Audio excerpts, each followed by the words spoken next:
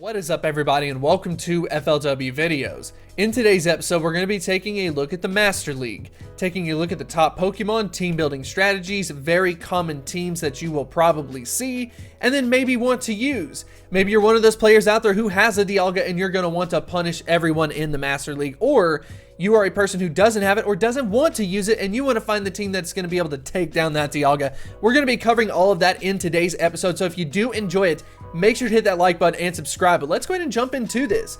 The first thing that we're going to take a look at is a graphic created by pvpoke.com, and of course we're going to be taking a look at the premier picks.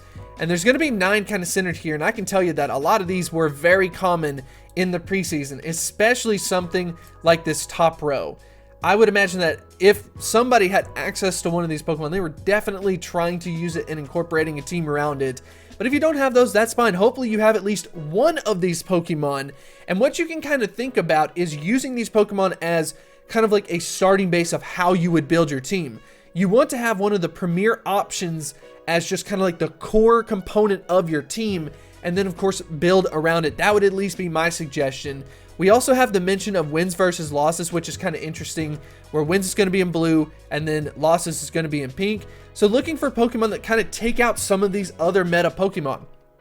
For example, one that I've been looking at that I think is kind of interesting is that Swampert absolutely shreds through these steel type Pokemon, and that could be a very good kind of budget option that you would want to incorporate into your team. Something that I'm personally looking at and seeing as a very solid pick that is also a non-legendary Pokemon. So go ahead and take a look, see what Pokemon you are most interested in using, and then go ahead and try to build yourself a team around it. So we're going to go ahead and get into the next part, and that's going to be the counter picks. So these Pokemon are considered to be specialized, but they could potentially counter the meta. So very interesting is going to be the Rhyperior, I think, for example. So we've got Mudslap, Rock Wrecker, and then Surf. And some of the Pokemon that it's beating because of adding on like Surf, for example, are going to be Dialga, Melmetal, and then Tyranitar. I did see quite a bit of Tyranitar. No idea if it will end up showing up quite as much this time around. Of course, you are going to have to look out for some very common Pokemon as well, like a Kyogre. Kyogre wasn't put on like that last list, but Kyogre is a very common Pokemon that you will end up seeing. Sometimes common Pokemon aren't necessarily the best, but they still end up complementing other Pokemon very well. I think Kyogre is kind of one of those. But anyways, let's go ahead and move on from that. So we've got Heatran, which is kind of interesting, taking out those metal types as well.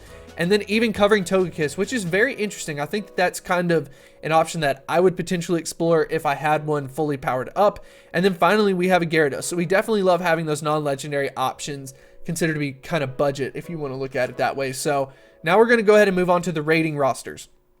Now, what this rating rosters means is that these are going to be Pokemon that you would have already powered up because it was just beast at rating. Now, the reason why this is so good is because it provides the benefit of, number one, you already having these Pokemon powered up. Number two, potentially unlocking a secondary charge move just for PvP. But regardless of that, these Pokemon are already ready to go. And that's going to be great when you see just a lot of synergy between rating as well as PvP. But you can expect to see a lot of these Pokemon, especially, like I said before, I think a Kyogre is going to be a very common option.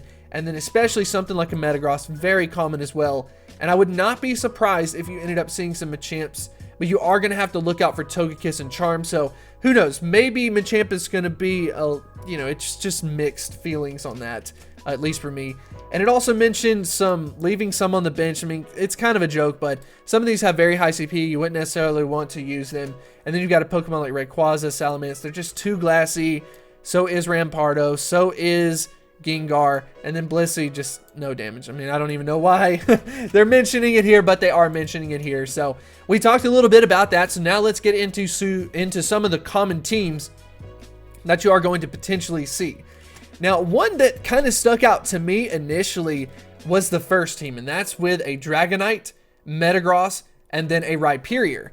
Now, the most interesting thing about this is these are all non-legendary Pokemon. You are, however, going to have Community Day exclusive moves out of Metagross, out of Rhyperior, not for Dragonite. So Dragonite is in the clear with that. So all in all, though, I think that this would quote-unquote consider to be the budget option. Definitely an interesting one. And then when you go ahead and take a look through it, you're seeing that there is kind of like 2 core teams, for example, that are going to include Dialga.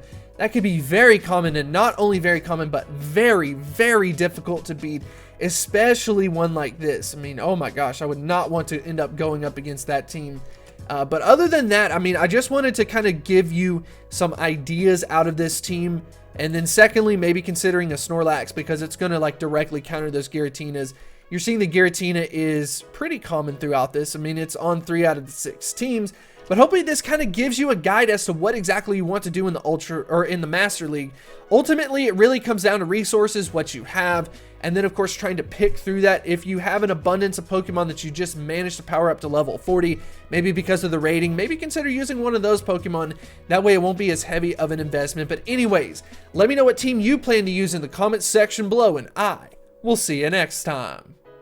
If you want to develop a deeper connection, I would highly recommend you to check out Patreon. We've got a lot of really cool things going on over there. Check out all of these supporters that we have. We are almost up to 100. We are also posting some special content, some behind the scenes work. And if that is the type of thing that interests you, I would highly recommend you to check it out.